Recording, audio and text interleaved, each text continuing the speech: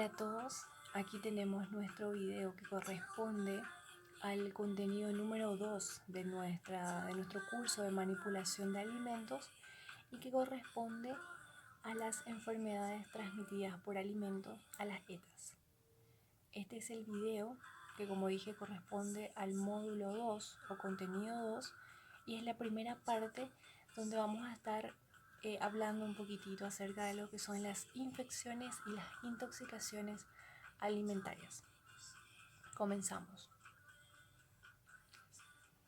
Las siglas ETA significan enfermedades transmitidas por alimentos. Cuando hablamos de las ETAs podemos subdividirlas en dos grupos. Existen lo que son las infecciones alimentarias y las intoxicaciones alimentarias. Vamos a ver cuáles son las diferencias de cada una. Cuando hablamos de infecciones, estamos hablando de infecciones producidas por microorganismos vivos. Es decir, en una infección están implicadas microorganismos vivos como pueden ser virus, bacterias. Un ejemplo sería la salmonela, el virus de la hepatitis A o también la trichinela, que vamos a ver más adelante de qué se trata. Lo importante de las infecciones es que pueden ser prevenidas utilizando medidas higiénicas para evitar que el alimento se contamine.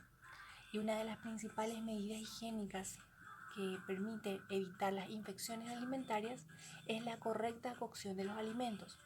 Es por eso que siempre se insiste tanto en una correcta cocción, en una correcta temperatura en la cocción de los alimentos, de manera de que estas infecciones puedan evitarse.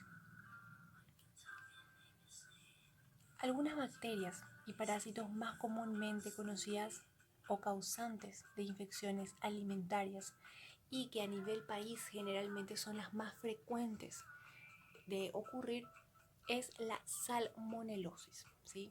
La salmonelosis es una enfermedad causada por una bacteria que se llama salmonela. Produce en el hombre y también en los animales algunos síntomas gastrointestinales y fiebres intestinales, ¿sí? La gastroenteritis se refiere a diarreas, a un malestar general a nivel abdominal, puede acompañar de vómitos, y fiebres intestinales serían pequeños cólicos a nivel abdominal, un dolor persistente, es como que tenés ganas de ventosear y no podés, te sentís hinchado. A eso se referiría lo que son las fiebres intestinales. Las salmonelas resisten a la congelación, es decir, que cualquier producto que pueda contener salmonela, al congelarlo, esas bacterias de salmonela no van a morir. Sin embargo, no sobreviven en medios ácidos y también no pueden resistir al calor. Es decir, que para prevenir la aparición de estas salmonelas, aparte de una correcta limpieza e higiene de los alimentos, conservando los alimentos en medio ácido o realizando una correcta cocción de los alimentos, podemos prevenir su aparición. Las salmonelas generalmente aparecen en un periodo de 6 a 72 horas luego de ingerido el alimento. Muchas veces su aparición no es instantánea, es decir, los síntomas no se manifiestan al instante de haber ingerido el alimento. ¿Qué es lo que se realiza en algunos locales? Generalmente en otros países acostumbran a hacer mucho esto y a nivel país también algunos restaurantes y demás están acostumbrando a realizar el congelamiento de pequeñas porciones de la producción de ese día por un periodo de 6 a 72 horas, que serían 3 días. Se retira una pequeña porción del alimento que se produjo, ejemplo, un guiso de arroz. Se retira una pequeña porción, se guarda dentro de unas bolsitas que pueden ser tipo Ziplocs que permiten congelar, y esa porción de alimento se guarda por 6 a 72 horas. ¿Para qué esto? Para que si en el local llegara a caer alguna demanda o algún cliente que denuncie que lo que consumió en ese local le hizo mal, le causó alguna infección alimentaria, entonces se puede hacer un estudio de lo que consumió el cliente en ese día mediante esa muestra que tenemos guardada y determinar si realmente se encuentran cepas de colonias de salmonela dentro de ese producto. Entonces es una forma también en que los locales se protegen, ¿sí? Protegen su imagen y protegen también su trabajo. Como les dije, aquí en Paraguay no muchos locales todavía lo están implementando, pero sería lo ideal, ya que es algo simple de hacer, no se necesita ninguna instrumentación especial, simplemente con guardar una pequeña porción de todo lo que se produce en ese día y pasado obviamente las 72 horas, si no hubo ninguna queja del cliente, todas esas muestras obviamente se desechan. Pero es simplemente para protección y para también cuidar la imagen. Entonces, al ingerir cualquier alimento que pueda tener cepas de salmonela, sabemos que los síntomas podrían aparecer de entre 6 a 72 horas. Las fuentes. ¿Qué significan fuentes? Quiere decir dónde podemos conseguir esta cepa de salmonela, en qué alimentos principalmente podemos conseguirlos o dónde pueden estar. Las salmonelas tenemos que saber que parten en el intestino de los animales. Es decir, ¿dónde nace la salmonela? En el intestino de los animales. Es por eso que decimos ahí alimentos contaminados con heces de animales. Y se preguntarán ustedes cómo los alimentos se pueden contaminar con heces de animales. Y ahí muchas veces aparecen lo que son los roedores, los insectos, ¿sí? Que se posan sobre la materia fecal y llevan en sus patas pequeños fragmentos de esa materia fecal. Y apenas un pequeño fragmento ya es suficiente para que contamine el alimento. Por eso es tan importante proteger todos los alimentos, evitar que moscas, insectos se posen sobre el alimento. Y más aún si es que sabemos que el lugar está con una plaga de roedores, ¿sí? Porque también ellos pueden ser portadores de la salmonela al repartir por medio de sus patas estas heces. También podemos encontrar en los huevos, sí, obviamente los huevos siempre son uno de los principales vehículos, ya que sabemos de dónde provienen el huevo. También el pollo, carne de res y en general alimentos incluidos frutas y vegetales. Las frutas y vegetales, ¿cómo se contaminarían? Justamente por esto que les digo, por el contacto con roedores, por las patas de los insectos, de los mosquitos, también por un manipulador que no tenga una correcta higiene de manos y toque esos productos, ¿sí? También podría contaminarse.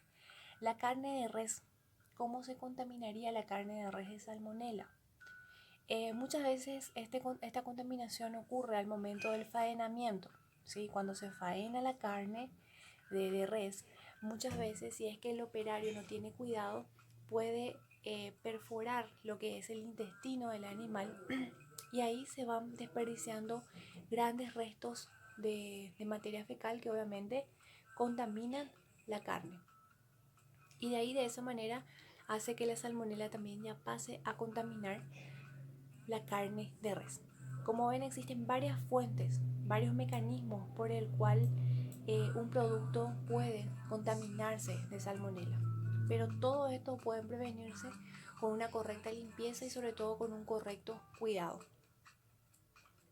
Como también dice aquí, es importante resaltar que también las fuentes son personas que no se lavan las manos con agua y jabón antes de tocar los alimentos, pueden ser portadores sanos. Es decir, que capaz una persona pueda ser portador de salmonela, pero no desarrolle ningún síntoma.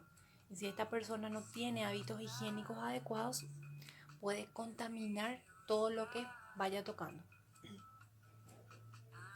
Otra fuente importante es el contacto con alimentos crudos y cocinados. Por eso es que se insiste tanto en la prevención de la contaminación cruzada, que como habíamos mencionado, que la contaminación cruzada es el paso de un contaminante a otro. Por eso de ahí su nombre cruzado. Entonces, si tenemos carnes, por ejemplo, que están contaminadas con cepas de salmonela, y nosotros somos descuidados y utilizamos esa misma tabla donde se cocinaron, donde se cortó la carne para picar verduras o para emplatar otros platos finales, podríamos ser causantes de la propagación de esta bacteria de salmonela. Las salmonelas están muy presentes en los animales domésticos, como dijimos, nacen en el intestino de estos animales. ¿Y estos animales cómo se contaminan? Obviamente sabemos que los animales por medio de su alimentación muchas veces consumen alimentos donde se pasearon roedores, donde hubo muchos a lo mejor desperdicios.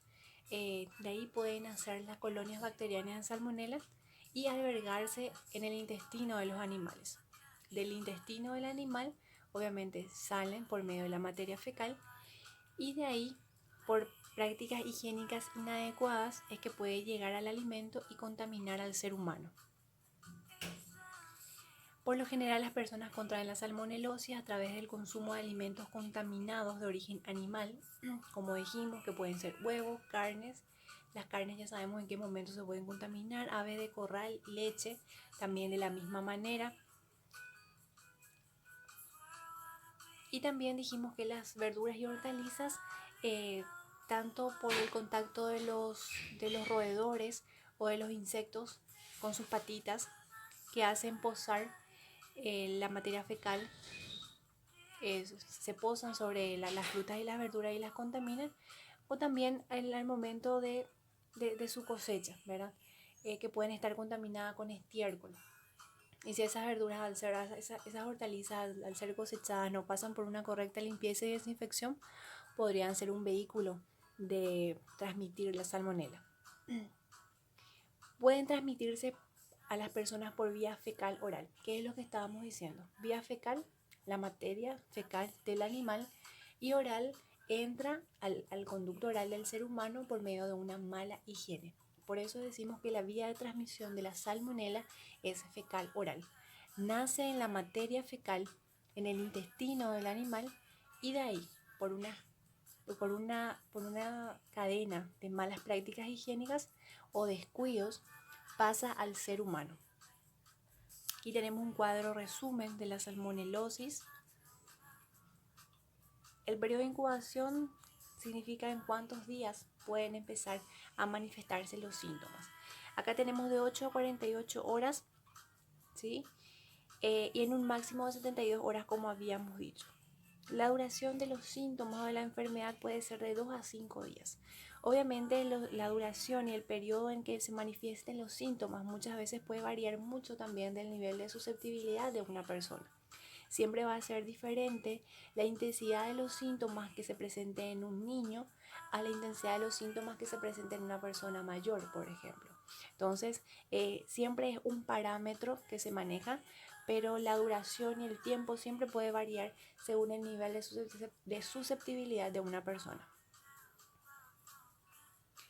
Entonces, volvemos a hacer un resumen de lo que es la salmonela. La salmonelosis es una enfermedad, ¿sí?, que puede causar infecciones alimentarias. Está causada por una bacteria llamada salmonela. Esta bacteria salmonela nace en el intestino de los animales y de ahí, de la materia fecal de ese animal, puede propagarse al ser humano y obviamente producir enfermedades en él. Resisten la congelación, es decir, que la congelación no los mata, pero sí no pueden aguantar un ambiente muy ácido, y también la cocción correcta de los alimentos los aniquila. Por eso habíamos dicho la importancia de cocinar los alimentos mínimamente a 70 grados, ya que una buena cocción del alimento a 70 grados hace que esta salmonela quede totalmente inactiva.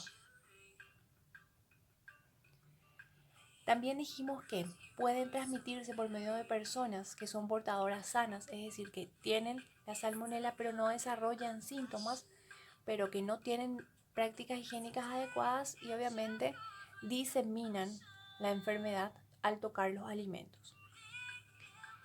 Otros alimentos donde pueden encontrarse la salmonela, dijimos que pueden ser huevos, leche, carne de pollo, carne vacuna, así como también frutas y hortalizas que son mal higienizadas, que no se tienen en cuenta la limpieza correcta después de ser cosechadas, no se limpian ni desinfectan y obviamente pueden albergar pequeñas esporas de estas bacterias. El periodo de incubación en que pueden aparecer los síntomas es de 6 a 72 horas y los síntomas pueden durar de 2 a 5 días aproximadamente. Obviamente es una enfermedad tratable que tiene cura, pero sí es bastante desagradable los síntomas, ¿verdad? Es bastante desagradable que un cliente haya venido a consumir un producto que yo elaboré y que vaya a desarrollar este tipo de infecciones, ¿verdad? Por algún descuido, por alguna falta de higiene que yo haya podido tener, porque como hemos visto, esto es totalmente prevenible, ¿sí? Al momento de adquirir el producto, si yo aplico las normas higiénicas adecuadas de limpieza, desinfección, opción correcta de los alimentos, es totalmente prevenible. Después tenemos el segundo tipo de infección que vamos a tocar. Sí, vamos a tocar dos tipos de infecciones que son generalmente las más frecuentes de ocurrir. Tenemos el segundo, bueno, ya hablamos de lo que es la salmonela. Ahora vamos a hablar de lo que es la triquinosis. Aquí es importante tener en cuenta esta diferencia.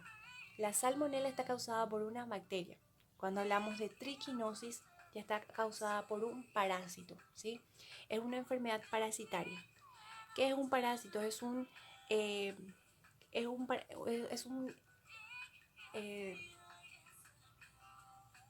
aquí vamos a volver.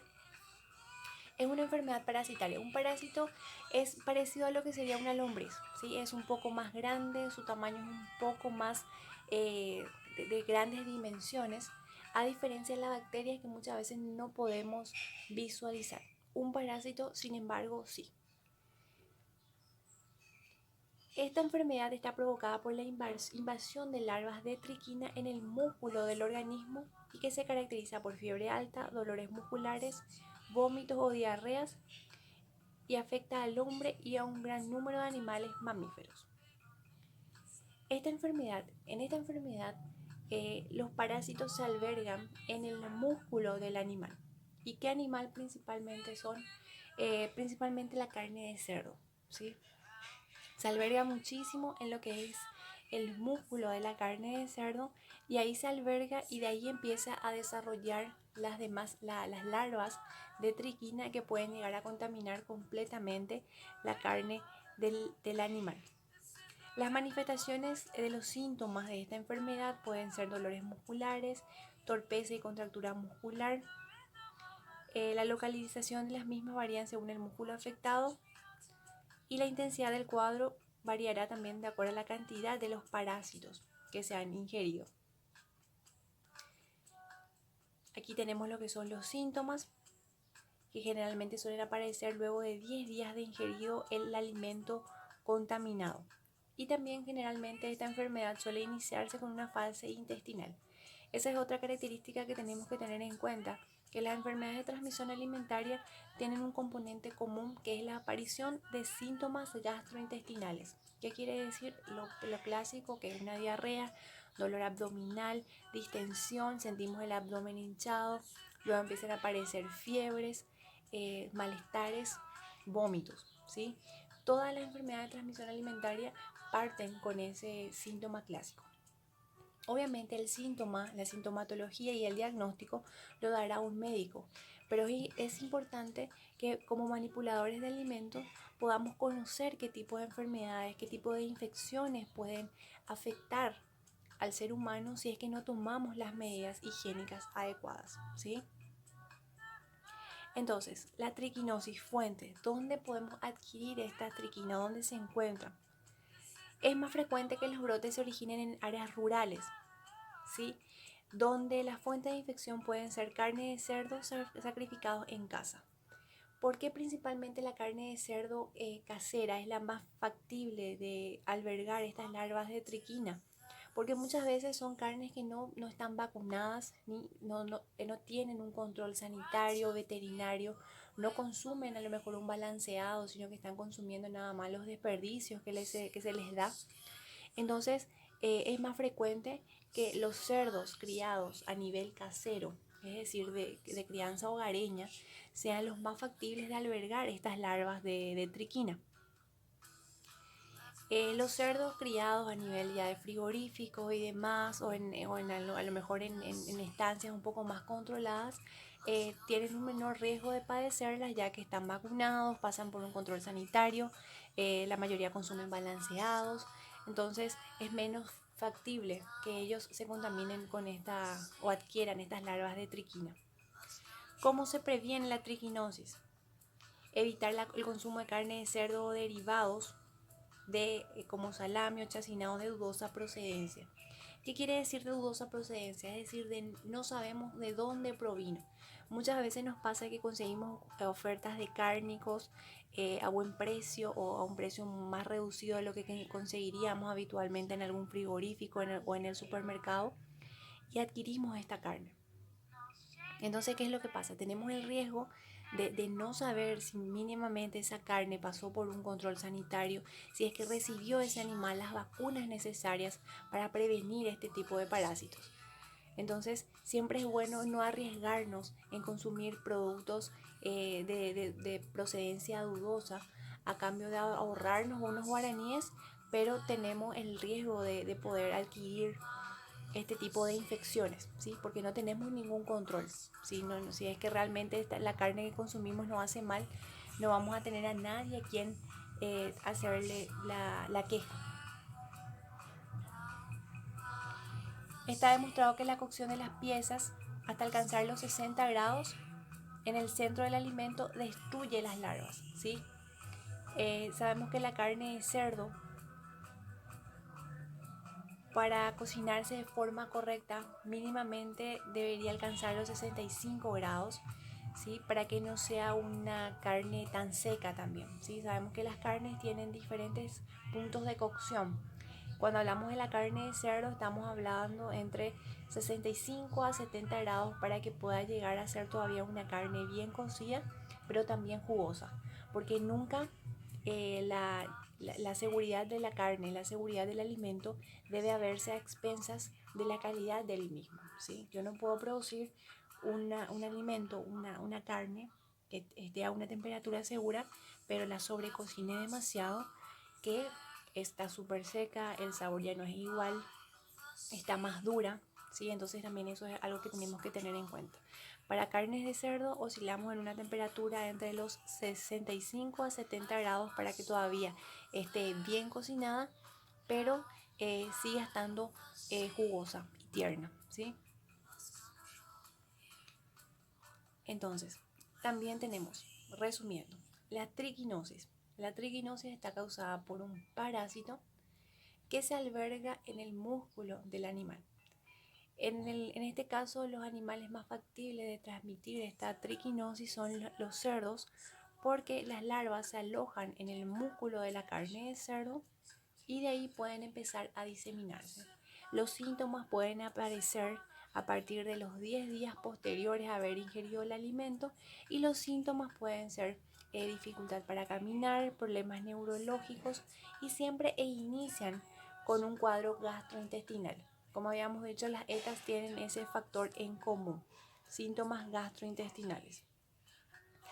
¿Cuáles son los animales o los cerdos, la carne de cerdo más factible de contaminarse con estas larvas de triquina? Principalmente los criados a nivel de hogar, los criados a nivel casero.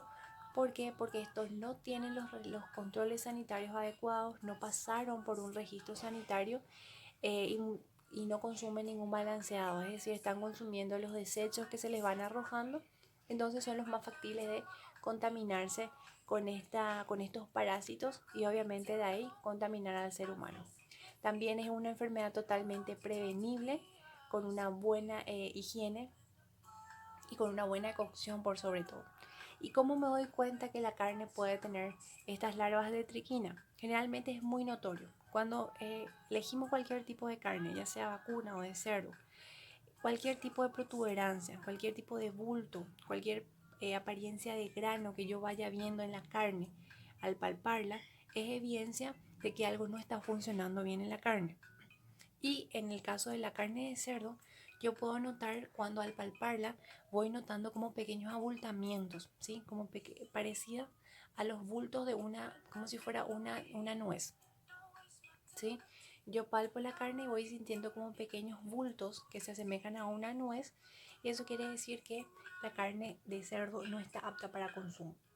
Y lo ideal sería de que esa carne no se consuma, porque no podemos determinar el nivel de larvas de triquina que ya puede estar teniendo esa carne.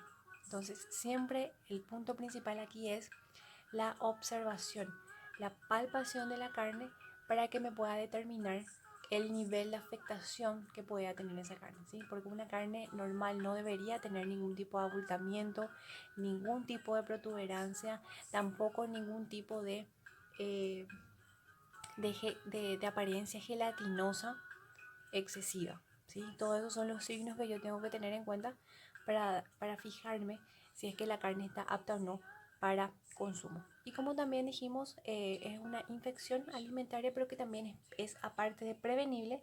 Si es que llega a ocurrir, si es que llega a afectarle a alguien, es curable.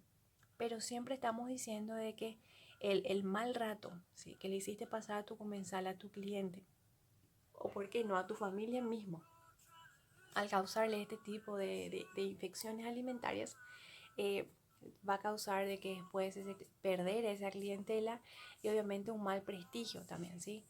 Eh, entonces, siempre cuidar. Estamos haciendo el curso de manipulación de alimentos y nuestra principal función es justamente conocer todo esto, no para diagnosticar nosotros las enfermedades, pero sí para conocer a grandes rasgos cuáles son las enfermedades que podemos ocasionarle a nuestros clientes por una falta de higiene o un descuido al no saber aplicar las normas de prevención y de higiene para evitar estas enfermedades. Bueno, hasta aquí vamos a hacer la primera parte de nuestro módulo 2 y seguimos en otro video con lo que son las intoxicaciones alimentarias.